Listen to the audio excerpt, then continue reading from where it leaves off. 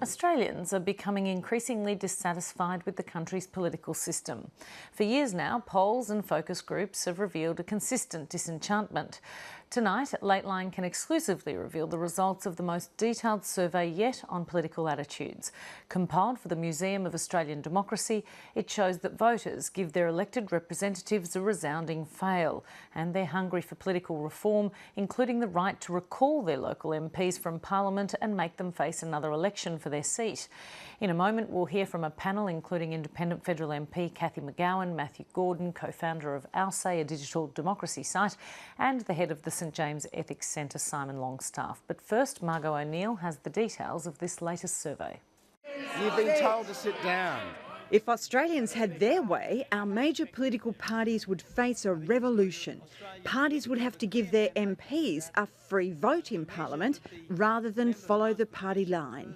I understand that the Prime Minister's addressed this in a press conference in Turkey in the last few hours. I haven't seen what she said, but let me say I support what it is that she said. Voters also want the right to recall their MP to face another election if, for example, they lied or were corrupt. Tony Abbott has admitted that his plans will hurt people. There'd also be stricter limits on political donations and advertising, giving new political groups a better chance of competing. 3 more years of Labor failure. All in all, Australian politics would look and sound radically different. At least that's according to the 3 most popular reforms in a survey done for the Museum of Australian Democracy. I think momentum is definitely building for reform. We should understand this as a new era in liberal democracy, a new stage in liberal democracy. But wouldn't reforms like a free vote I'm using this as a conscience vote. destroy party discipline and undermine parliamentary stability? Would it? Or would it actually mean that political leaders would have to persuade their party about the course of action that they are taking? Good public policy debate is about having a good row.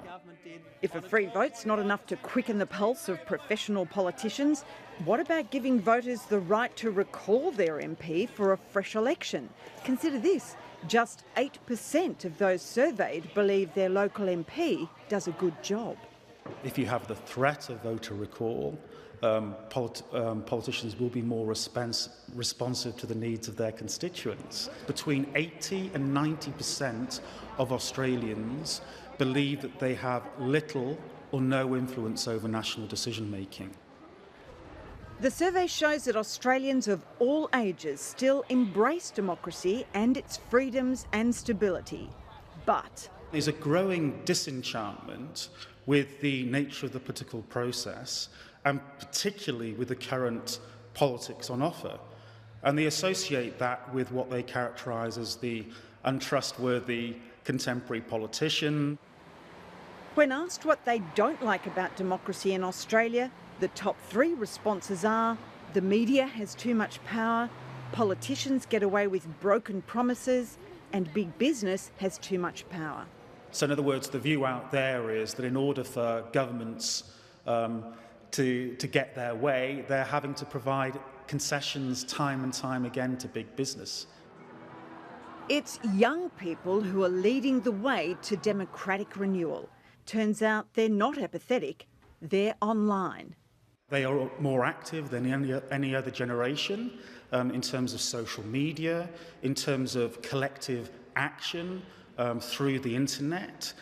They are what I would term information activists. They share information. They debate public policy in a degree of detail that leaves, the Australian Parliament to shame.